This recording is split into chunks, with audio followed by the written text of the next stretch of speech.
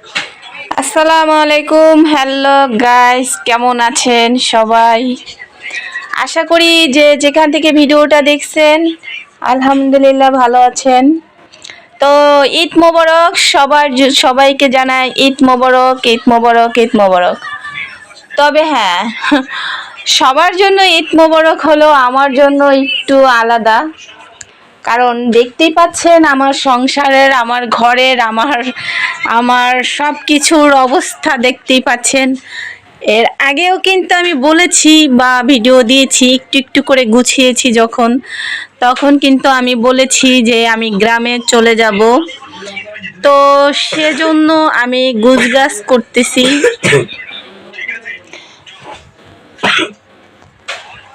তো এখন দেখা যাচ্ছে যে সম্পূর্ণ গুছানো হলো। তো তখন আমি দেখিয়েছি একটু একটু করে গুছিয়েছি সব, মানে তা দেখিয়েছি, কিন্তু গুছানো আজ ঈদের দিন, আমার ঈদ আগামীকালকে আমরা গ্রামের বাড়ি চলে যাব একেবারে ঢাকা শহর ছেড়ে। তো সেজন্য দেখেন কিভাবে গুছগাছ করতে হয়, কিভাবে বস্তা ভরতে হয়, এত কিছু যে আমার আছে আমি নিজেও বুঝতে পারি না এতদিন। দেখেন এতগুলো বস্তা হয়েছে একটা রুমের মধ্যে, কিভাবে এগুলো রাখা হয়েছে দেখেন, কিভাবে একটা রুমের দেখেন অবস্থা, কি দেখেন, লাগে যেন একটা গোডাউন। তো এইভাবে দেখা যাচ্ছে যে দেখেন এখন পর্যন্ত তো চেয়ার সেই উপরেই আছে, মানুষ চেয়ারের উপরে বসবে কি, মানুষের মাথার উপর চেয়ার উঠে বসে আছে। আমার ঘরে জায়গা হয় না সেজন্য। তো আজ আমি চলে যাব, আজ যাব না, সরি, আগামীকালকে চলে যাব। সেজন্য আজকে আমি সব গুছিয়েছি। তবে হ্যাঁ, আমি কিন্তু একা গুছাই নাই। আমি একা গুছাই নাই, একা গুছিয়েছি শুধু আমার কাচের জিনিসগুলো, কারণ ওগুলোতে দেখা যাচ্ছে যদি দুজনে যাই ভাঙাচোরা হতে পারে বা সমস্যা হতে পারে, এজন্য আমি ওগুলো আস্তে ধীরে একা একা গুছিয়েছি। দেখেন আমার সুটকেসগুলো খালি পড়ে আছে। আর আরেকটা জিনিস তো আছে, সেটা অবশ্য এই ঘরে রাখতে পারিনি, সেজন্য দেখাতে পারবো না। সেটা হলো পাশের রুমে, পাশের ভাবির রুমে আর কি রাখা হয়েছে ড্রেসিং টেবিলটা। তো এখন আমার ঘরের অবস্থা দেখলে কেউ যদি আমার বাড়িতে আসে আমার ঘরে, তাহলে কি বলবে জানেন? বলবে এটা কেমন, এটা ঘর না গোডাউন।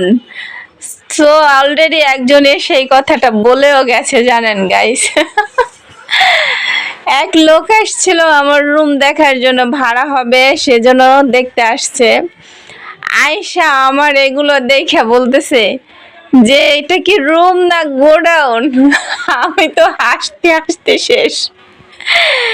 তো এত কিছু যে আছে আমি নিজেও কল্পনাও করতে পারি নাই। তবে হ্যাঁ, সবকিছু কিন্তু ঘরের না, কিছু কিছু আছে দোকানেরও।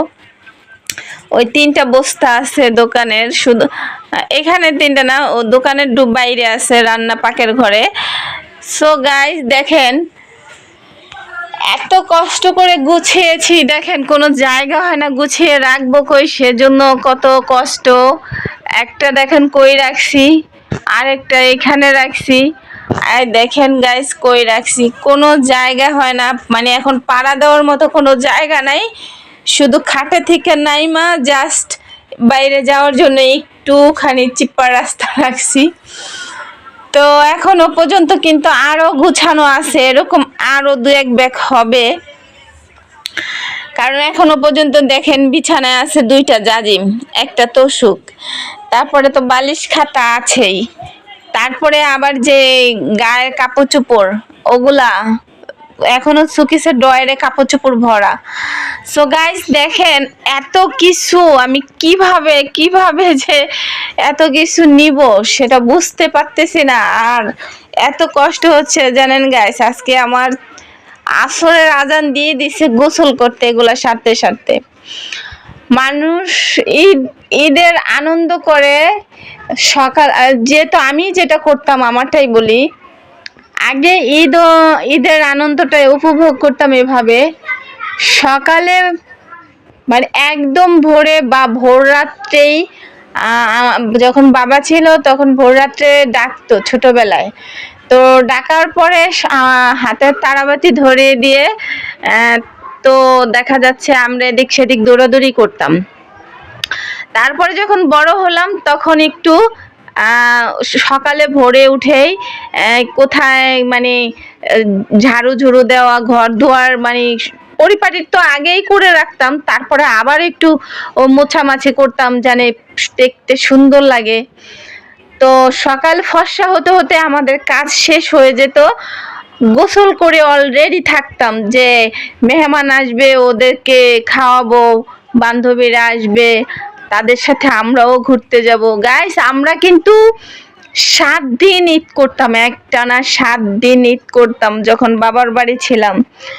সো তারপরে গাইস বিয়ে হলো, বিয়ের পরে কি করতাম, সকালবেলা উঠে শুধু কাজে ভিজি থাকতাম, কাজকর্ম করে রান্না বান্না করে। তো কি আর করবো গাইস, তখন আবার গোসল করতাম, কিন্তু তা গোসলটা আগেই করে নিতাম। তো দেখা যাচ্ছে সেই দিনগুলো একেবারে এভাবেই যে শেষ হয়ে যাবে বুঝতেও পারিনি।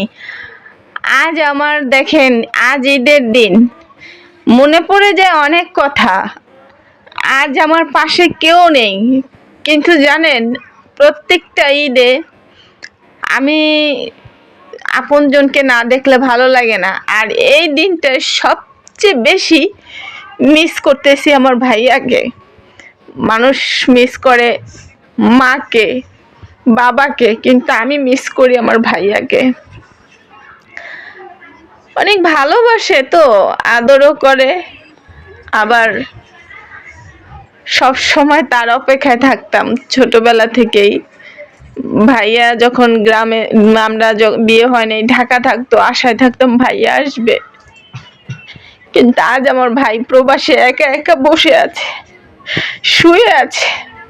হয়তো আমি এখানে কাজ করতেছি, হয়তো আমি ওইখানে একা, আমার ভাইও ওখানে একা, কিন্তু ফ্যামিলির সবার ভালো রাখার জন্য দেখেন প্রবাসীরা কত কষ্ট করে। আজ ঈদ, কিন্তু তাদের কোনো ঈদের কোনো আনন্দ নেই, উৎসব নেই।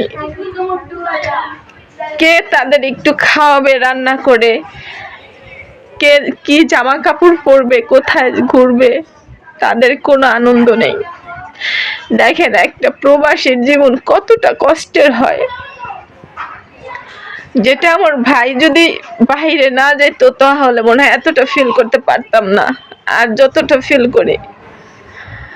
আজ আমি গতকালকে থেকেই শুধু মানে কেন জানি না ভাইয়ের কথা এত মনে পড়ে, যে আজ যদি হয়তো আমার ভাই দেশে থাকতো তাহলেও আমি একা এখানে থাকতাম না। আমার বিশ্বাস আমার ভাই আমার সাথে, আমার কাছে চলে আসতো এই ঈদের দিনে আমাকে নেওয়ার জন্য, কিন্তু আজ অনেক দূরে তো আসতেও পারবে না। আর সেখানে সে ঈদটাও শুয়ে শুয়ে কাটাচ্ছে, সকালে ফোন দিয়েছে, অনেকক্ষণ কথা বলছি।